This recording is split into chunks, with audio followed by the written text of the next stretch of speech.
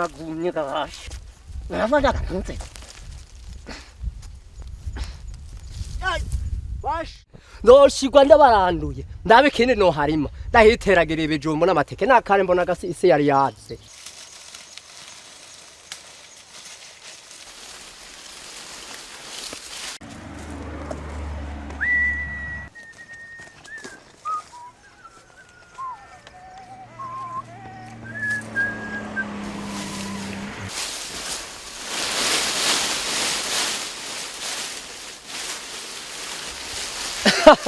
Ariko washa burya murantu hingije ndagize bwakega wa Hagahembe racha muratwenga aho nimona ko muri ko mata umwanya w'ubusa Yegizo nguvu zanyu muri ko murasesagura ngiramwe ho muraronka karusho ntimuronka intica ntiki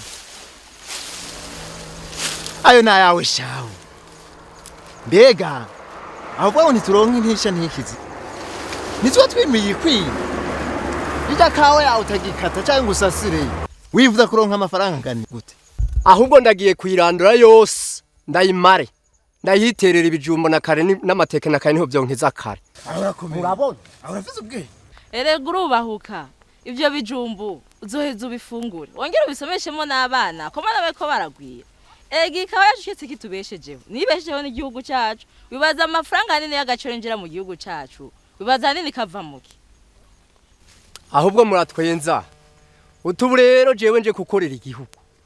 Mbeko mbona ikawe goye gukorera. Ikenera ifumbire, ibisasizo.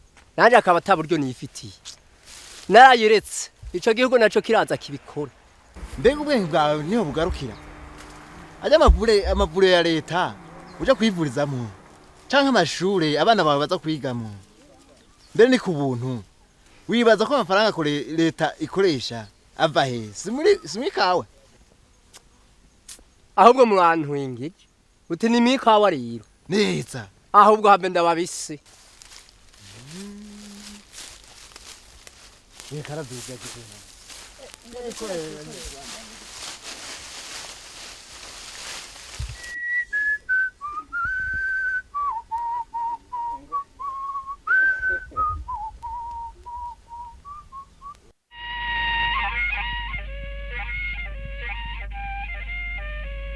Bamugo.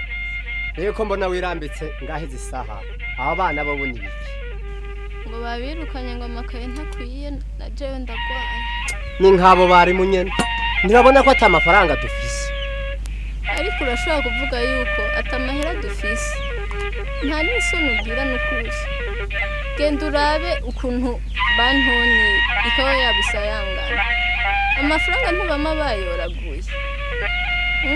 Jewe nza kwivuza gute utanaga karata dufise ko kwivuriza ubona tugiye kuba bandi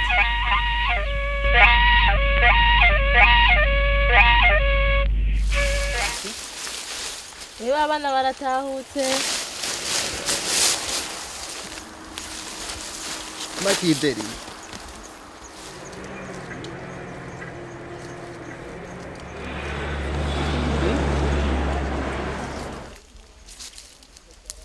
Aho mubana je Claver je burya ndakoraniwe. Ubu ndi wahuka bamwe nahora ntwinga.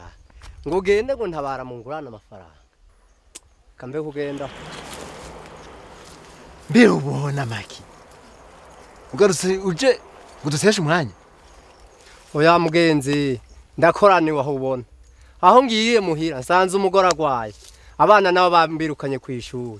None aha naye ngarutse ngo ndabe mugenzi ko ari ico womfasha.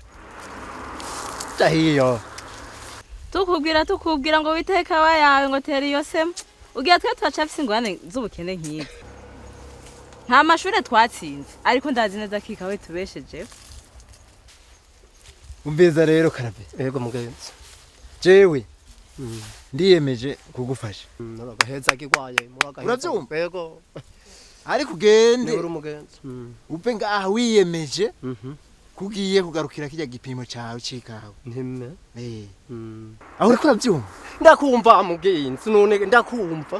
uje hamwe dufashanye n'abandi kandi bisigaye naho ico gipimo cyawe Ego. ugende ukuremo ibiti bya kera bishaje Bijya bishaje. usubize bishashe by'ingemwe shiraho ibishasha by'ingemwe yego uriko uranyumvira ndakumva mugenzi ndakumva yego umwavu w'ikizungu ugoye kuronka genda urondere umwavu w'ikirundi na agronome n'abagoronome oya umufundi w'indimo mu kirundi dukoresha ikirundi ciza umufundi w'indimo yego azoca kurongora neza azoca ndongora neza imbere y'ivyo hari ibyo ukwifashisha aho ikintu ca mbere wose asako kawa nkagasasira ukagasasira atari nk'inka ukagakata none yega karasazwa kugira ngo kazomererwe neza wirinde gushiramo ibijumbu canke amatekiniki kuko agahawe nta bindi bicangamo